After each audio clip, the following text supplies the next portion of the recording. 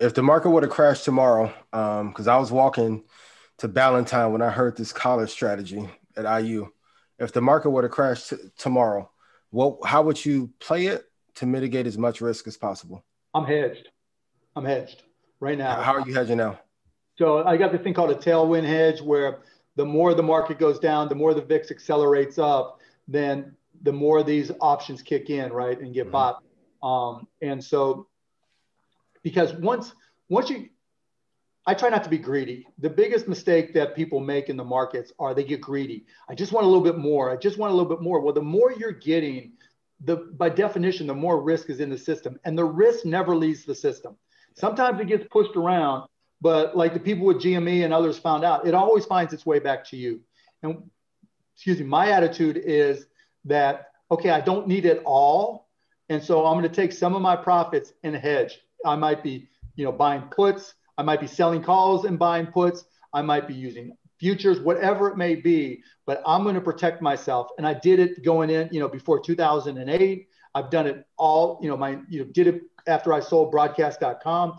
My entire career, I've done it. And some people have said, oh, you're crazy. You left this amount of money on the table or that amount. I don't need it all. Yeah. I just need to keep what I got, right? I need to protect what I got. And that was the way I felt before I had this much money, right? Don't get greedy. Don't try to squeeze out every nickel. Protect yourself, because markets do crash, and they do crash a lot. And the reality is, if you're the one with cash, when it crashes, you're going to make the most amount of money.